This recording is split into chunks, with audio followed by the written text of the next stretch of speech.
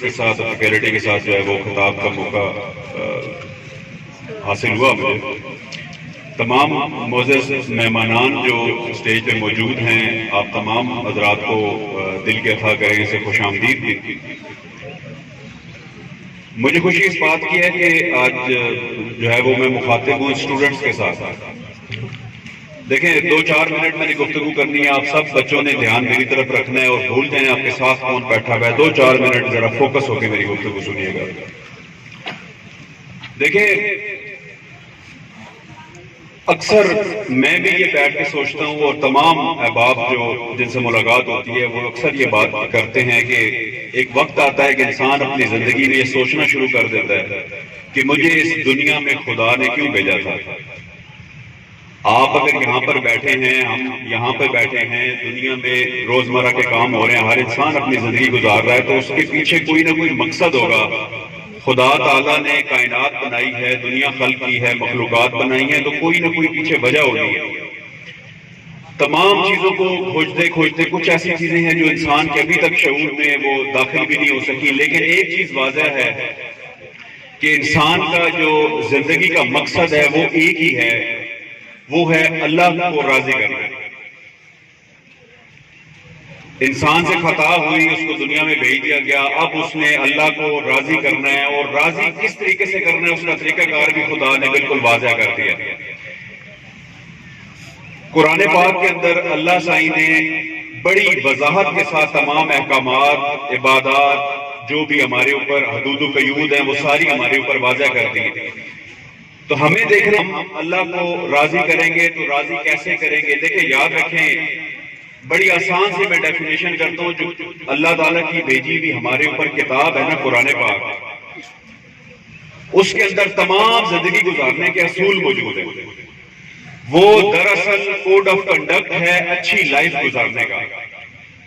آپ لوگ اس ایج میں ہے نا، یہ جو اسٹوڈنٹس بیٹھے ہوئے ہیں، یہ آئیڈیل ایج ہے قرآن پاک کو پڑھنے کی. اور اگر آپ بہت آسان طریقے سے سمجھنا چاہیں، مقصد چیز کا سمجھنا ہے، آپ اسے اردو کے ترجمے کے ساتھ پڑھنا شروع کریں.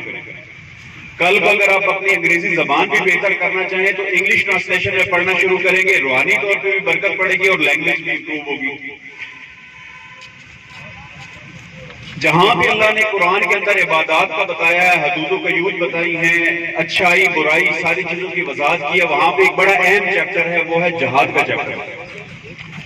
اب جہاد جو ہے اس کو کیسے ہم ڈیفائن کرتے ہیں کہ اسلام کے دشمن کے خلاف لڑنا، یا اپنے حق کے لیے اگر آپ کو لڑائی کرنی پڑے، چاہے وہ زبان سے ہو، تلوار سے ہو، ہاتھ سے ہو، یا دل میں برا جان کے ہو، یا قلم کے ذریعے ہو، وہ سب جہاد ہے.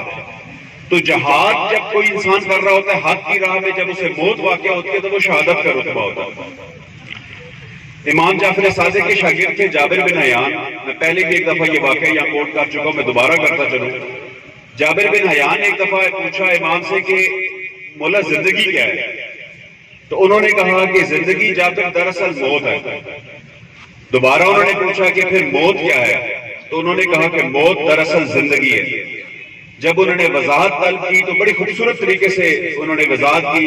امام جعفر صادق کہتے ہیں کہ جابر جب پچھلے عالم میں تم موجود تھے اور وہاں سے جب تمہیں اس عالم میں بھیجا گیا تو وہاں تم سے بعد میں آنے والے رو رہے تھے کہ جابر مر رہا ہے، اور یہاں تم سے پہلے آنے والے خوش ہو رہے تھے کہ جابر پیدا ہو رہا ہے.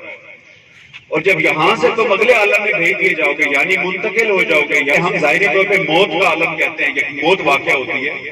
تو جب اگلے عالم میں بھیجے جاؤ گے تو تم سے بعد جانے والے رو رہے ہوں گے کہ جابر مر رہا ہے، لیکن تم سے پہلے وہاں پہ پہنچنے والے خوش ہو رہے ہوں گے کہ جابر پیدا ہو رہا ہے. تو موت دراصل ٹرانزیشن ہے، لیکن سب سے افضل جو موت ہے نا وہ شہادت کی موت ہے.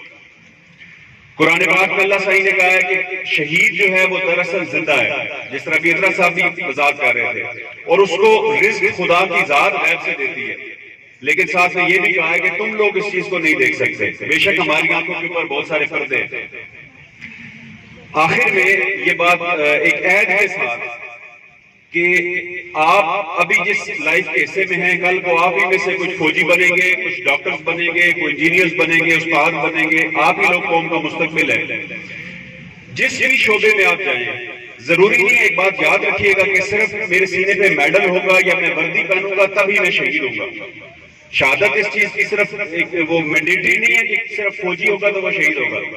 اگر ایک سویلین ہے، کسی بھی شعبے میں ہے، کوئی مسجد کا امام ہے، کوئی اسٹوڈنٹ ہے، کوئی تاجر ہے، کوئی دیہڑی دار انسان ہے، اگر وہ حق کی راہ پہ ہے اور وہ نیک عمل سر انجام دیتا ہے، اور اگر اس کے حق کی تلفی ہوگی یا اس کے ملک کے اوپر کوئی آنچ آئے گی یا ملت کے اوپر کوئی ظلم ہوگا تو وہ اس کے لیے اگر کھڑا ہو جائے، اس کو موت واقع ہو تو وہ شہادت کی موت ہے۔ کسی بھی طبقے، آپ کسی بھی طبقہ حیات میں ہیں تو شہادت بھی نصیب ہو سکتی ہے، اور شہید ڈیفینیٹلی زندہ ہے، اگلے جہان اس کے بلند درجات ہیں۔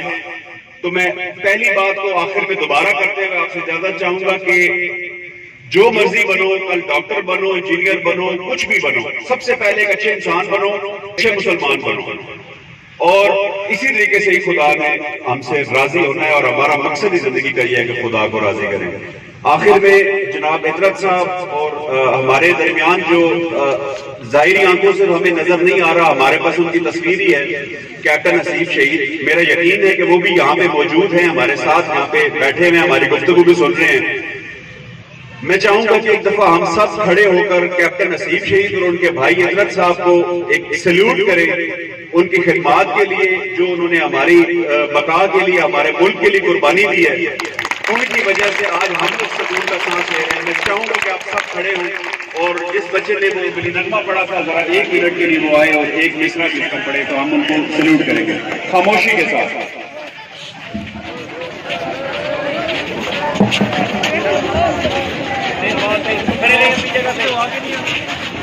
آپ سب اپنا دایاں ہاتھ اپنے سر کے پاس رکھے، سیلیوٹ کریں۔